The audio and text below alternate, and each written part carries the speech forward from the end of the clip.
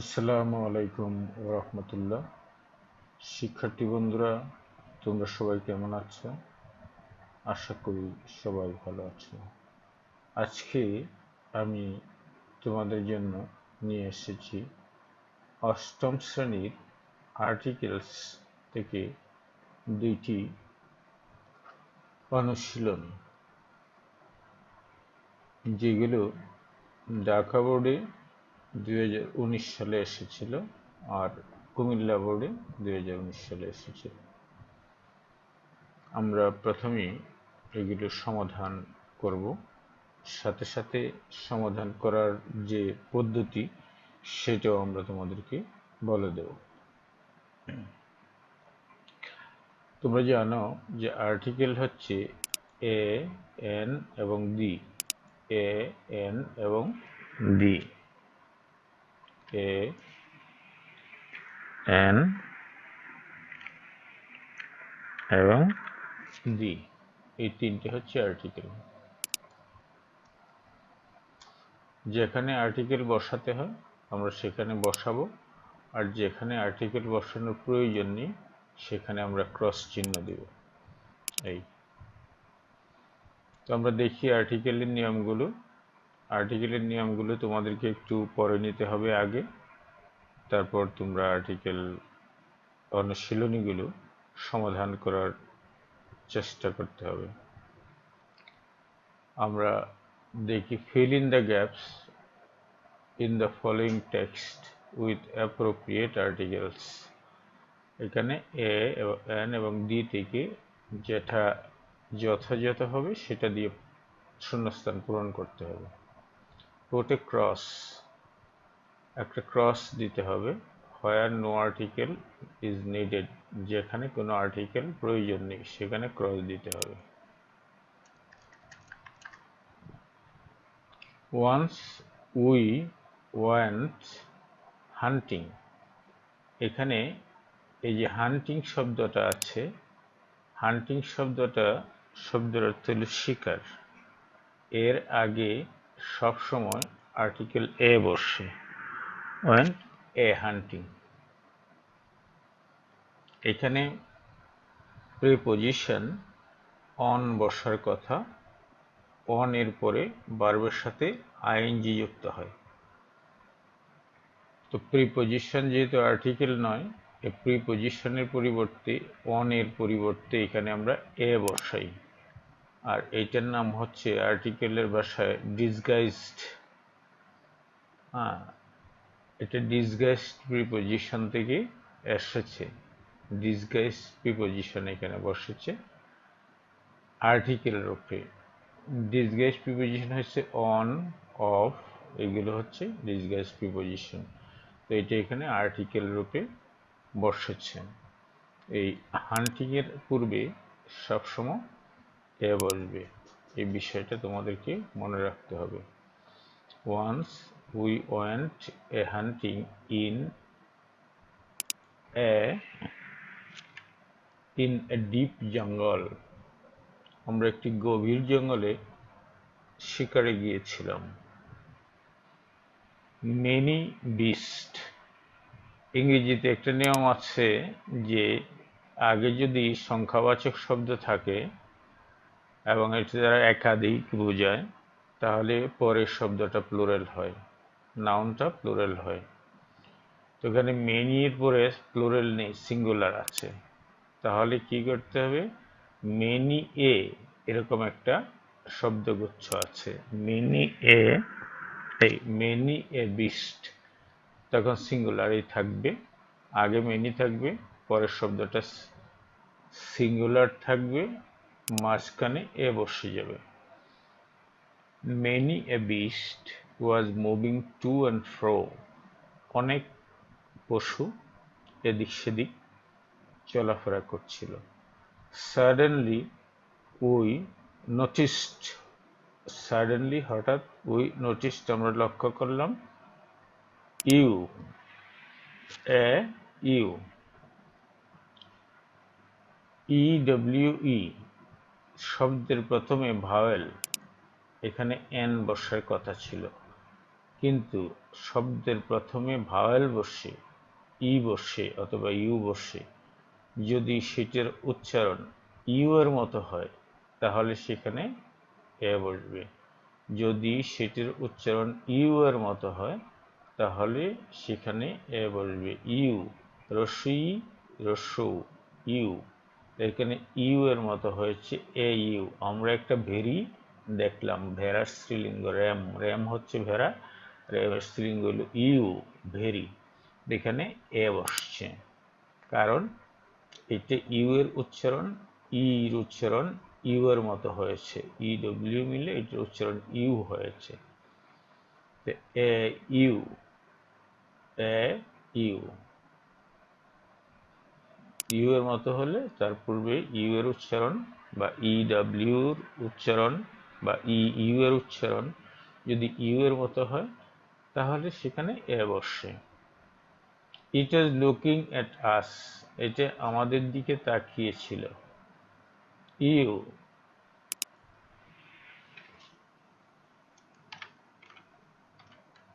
শিক্ষার্থী বন্ধুরা, তোমরা প্রশ্ন করতে পারো যে এখানে বলেছেন ই ডাব্লিউ ই, এটার উচ্চারণ যদি ইউ এর মতো হয় তাহলে এ বসবে, তো আবার এখানে ইউ এর মতো হইল দি বসলো কেন? হ্যাঁ, একই শব্দ, একই শব্দ যদি পেসেজে পরপর দুইবার থাকে তো প্রথমবার এ বসে এবং দ্বিতীয়বার দি বসে।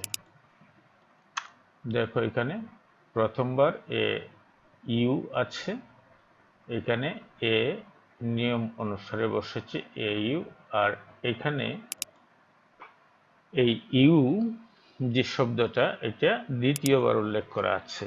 প্রথম আগে একবার করেছি আমরা, পরে আরেকবার দি ইউ, এই নির্দিষ্ট করে বোঝানো হয়েছে।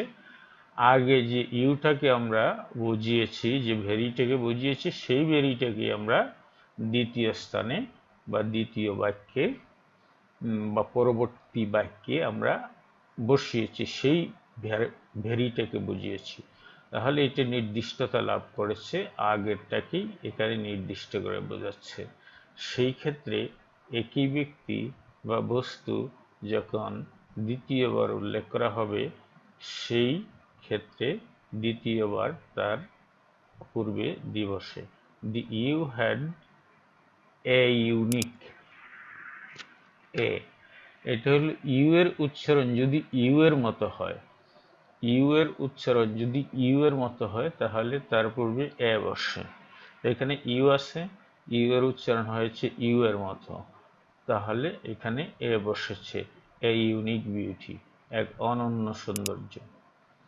We could not kill the U, এই যে আমরা আগে একবার এ ব্যবহার করেছি, পরে আবার দি ব্যবহার করেছি ইউ, পরে আবারও এখানে দি ব্যবহার করব, তৃতীয়বার উল্লেখ করা হয়েছে we could not kill the U. এটি নির্দিষ্টতা লাভ করেছে ব্যবহারের ফলে। আমরা ইউটাকে হত্যা করতে পারিনি। ইউটাকে মানে কি, ভেরিটাকে হত্যা করতে পারিনি। কেন পারিনি? As it could be unkind did, এখানে হবে এন, এন আনকাইন্ড, ইউ এর উচ্চারণ এখানে ইউ এর মতো হয় নাই, আর মতো হয়েছে। এই আনকাইন্ড, এটা হবে একটা আনকাইন্ড ডিড, এটা হবে একটা নির্দয় কাজ। এই আনকাইন্ড ডিড হওয়ার কারণে, ডিড হইল কাজ আর আনকাইন্ড হইল নির্দয়, তো এই নির্দয় কাজ হওয়ার কারণে আমরা এটাকে হত্যা করতে পারিনি। ইনফ্যাক্ট, মূলত we are not rude by nature, we are not rude by nature, মূলত আমরা স্বভাবে ক্রূর নই, স্বভাবে আমরা ক্রূর নই, নিষ্ঠুর নই। এখানে ক্রস চিহ্ন বসবে, এখানে ক্রস দিতে হবে।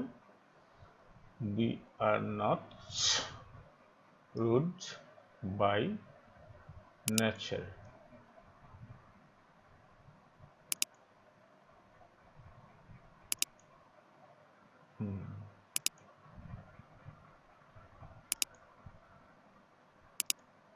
We are not rude by nature, নেচারের আগে কোনো আর্টিকেল বসবে না। উই রিটার্নড হোম, এই হোমের আগেও কোনো আর্টিকেল বসে না। We return A home, we return an home, we return the home, এই ধরনের কোনো ব্যবহার ইংরেজি ভাষায় নেই। উই রিটার্নড হোম হ্যাপিলি, আমরা সুখে বাড়ি ফিরলাম। For not killing any creature, কোনো কোনো প্রাণীকে হত্যা না করার কারণে আমরা আনন্দিত মনে বাড়ি ফিরলাম। তো শিক্ষার্থী বন্ধুরা, তোমরা এগুলো ভালোভাবে লক্ষ্য করবে, লক্ষ্য করে আমি যে কথাগুলো বলেছি সেই কথাগুলো মনে রাখার চেষ্টা করবে, বারবার শুনবে, তাহলে এগুলো তোমাদের মনে থাকবে। আর তোমাদের যে গ্রামার বই আর্টিকেলের নিয়মগুলো আছে, সেই নিয়মগুলো দরকার লাগলে মিলিয়ে নিবে, তাহলে তোমাদের যে জ্ঞানটা নতুন অর্জিত জ্ঞান সেটা দীর্ঘস্থায়ী হবে। আর পরীক্ষা পর্যন্ত তোমাদের নিয়ে যেতে হবে, আবার বাস্তব জীবনেও সেটাকে প্রয়োগ করতে হবে। তো এখানে আমরা একটু চিহ্নিত করে দিলাম আর্টিকেলগুলোকে, যেখানে ক্রস সেখানে ক্রস চিহ্ন দিয়েছি, আর যেখানে আর্টিকেল দেওয়ার কথা সেখানে আর্টিকেল দিয়েছি। ধন্যবাদ শিক্ষার্থী বন্ধুরা, প্রথমটার সমাধান আমরা করে দিয়েছি। এখন আমরা দ্বিতীয়টায় চলে যেতে পারি। এর আগে তোমাদেরকে আমি এই আর্টিকেলগুলো একটু হাইলাইট করে দিতে চাই, এই হাইলাইট করে দিলাম।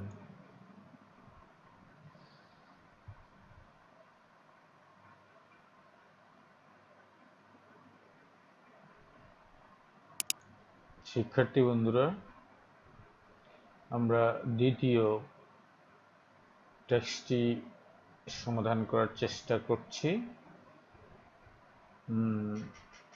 এখানেও এ এন অথবা দি ব্যবহার করতে হবে, এ এন দি।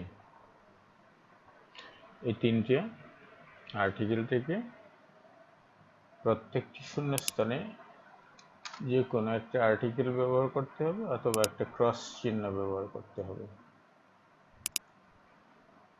তো আমরা পড়ি আগে, each and every student wants to make dash good result in dash examination, but it is not dash easy task. Dash student has to do something which can lead him to dash success. From dash very beginning he must be dash serious, dash very serious. He should read dash text again and again. He must not make notes dash from dash common source. তো আমরা এখানে আর্টিকেলের নিয়ম অনুসারে দেখি কোথায় কি বসে। Each and every student, এটা সাবজেক্ট, ওয়ান্টস টু মেক, করতে চায় কি, dash result, dash result, a good result, a good result, তারা একটা ভালো রেজাল্ট করতে চায়, নাকি দি গুড রেজাল্ট করতে চায়, এ গুড রেজাল্ট, একটি ভালো রেজাল্ট করতে চায়, ইন দ্য এক্সামিনেশন, পরীক্ষার আগে দিবস, কারণ পরীক্ষাটা নির্দিষ্ট, জেএসসি বা এসএসসি বা এইচএসসি, এই পরীক্ষাটার আগে দিবস, in the examination.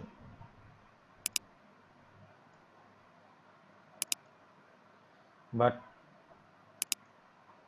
it is not easy task, তাহলে ইজি, এখানে ই আছে, ই হচ্ছে ভাওয়াল, ভাওয়ালের আগে কি বসবে, এন বসবে।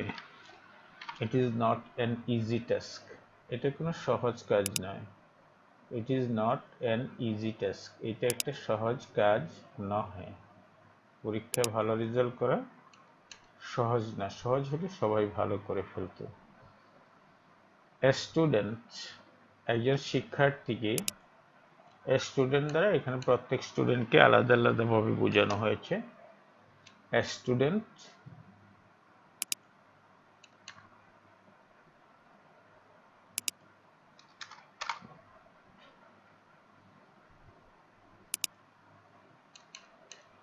A student has to do something which can lead him to success.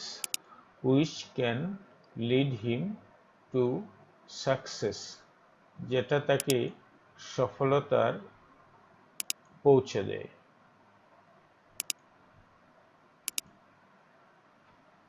প্রত্যেক শিক্ষার্থীকে এমন কিছু কাজ করতে হয় যেটা তাকে সফলতায় পৌঁছে দেয়। স্টুডেন্ট, একজন শিক্ষার্থীকে মানে প্রত্যেক শিক্ষার্থীকে, এভরি স্টুডেন্ট, স্টুডেন্ট প্রতিযুগ এক, প্রত্যেক, তার মানে a student has to do something, কিছু করতে হয়, হুইচ ক্যান লিড হিম, তাকে চালিত করে, টু সাকসেস, সফলতা চালিত করে।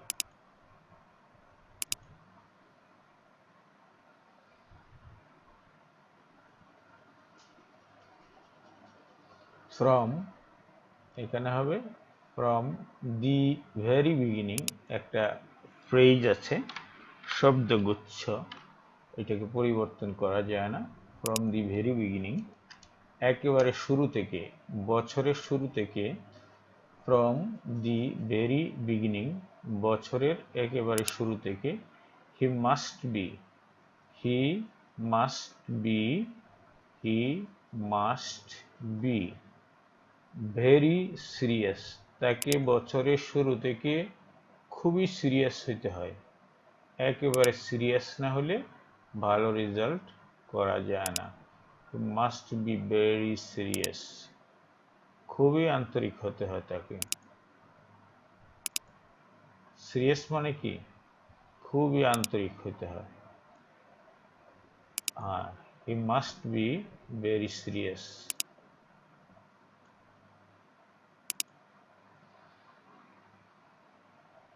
He should reach, he should read, he should read the text.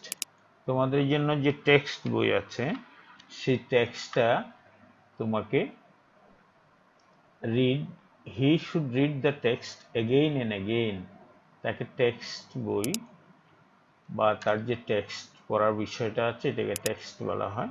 তো টেক্সটটাকে এগেইন এন্ড এগেইন তাকে পড়তে হবে, বারবার তাকে পড়তে হবে, না হয় মনে থাকবে না। মানুষের মন এরকম যে যে এটা একবার দুইবার পড়লে মনে থাকে না, বারবার পড়তে হয়, বারবার পড়লে মনে থাকে। The text again and again, টেক্সটটা তাকে এগেইন অ্যান্ড এগেইন পড়তে হয়। He must not make notes, he must not make notes from, from হলো প্রিপজিশন, ফ্রম এর আগে কোনো আর্টিকেল বসে না, আর্টিকেল বসে নাউনের আগে। ফ্রম, এখানে আমরা ক্রস চিহ্ন দিব, ক্রস চিহ্ন, ফ্রম, ফ্রম দিলাম, from notes dash notes, cross দিলাম, যে ফ্রম, ফ্রম এর আগে কোনো আর্টিকেল বসে না, এই জন্য ক্রস বসালাম। Notes cross from a common source, a common source, একটি সাধারণ উৎস থেকে, যেখান থেকে সবাই নোট তৈরি করে তাকে সেখান থেকে নোট তৈরি করতে নিষেধ করা হয়েছে। From a common source, common হলো সাধারণ, সোর্স হলো উৎস। যেমন বাজারে একটা বই আছে যে বইটা খুব ভালো চলে, তো সেটা থেকে যদি তুমি নোট তৈরি করো তাহলে দেখা যাবে যে সব শিক্ষার্থী এটা থেকে নোট তৈরি করেছে, তুমি এটা থেকে করেছো, সুতরাং এটা কমন সোর্স হয়ে গেছে, সবার জন্যই কমন। এই কমন সোর্স থেকে নোট তৈরি করতে নিষেধ করেছে, কারণ এক্সামিনাররা যখন দেখবে যে সবগুলো নোট একই সোর্স থেকে তৈরি করা হয়েছে, তখন তারা খাতা দেখতে দেখতে বিরক্তি বোধ করবে এবং নাম্বার কম দেবে। তবে গ্রামারের ক্ষেত্রে এটা হয় না, এটা সাধারণত অন্য সাবজেক্টের ক্ষেত্রে হয়ে থাকে, কারণ গ্রামার যেটা ঠিক এটা সব জায়গায় ঠিক, আর যেটা বেঠিক সেটা সব জায়গায় বেঠিক। তো শিক্ষার্থী বন্ধুরা, আমি তোমাদের জন্য উচ্চারণগুলো হাইলাইট করে দিয়েছি। তোমরা যারা এখনো আমাদের চ্যানেলটি সাবস্ক্রাইব করনি তারা এখনই সাবস্ক্রাইব করে নাও, আর যারা সাবস্ক্রাইব করেছো তাদেরকে অসংখ্য ধন্যবাদ। আমাদের যে লেসনটি এখন দিয়েছি এটি এখন একটি লাইক করো এবং বন্ধুদেরকে জানানোর জন্য শেয়ার করো। ধন্যবাদ সবাইকে। আশা করি সবাই ভালো থাকবে এবং অন্যকে ভালো রাখবে, এবং আমাদের চ্যানেলটি সাবস্ক্রাইব করে বেল বাটনটি প্রেস করে রাখবে, যাতে আমরা নতুন ভিডিও তৈরি করার সাথে সাথে তোমাদের কাছে পৌঁছে যায়। ধন্যবাদ সবাইকে। আল্লাহ হাফেজ।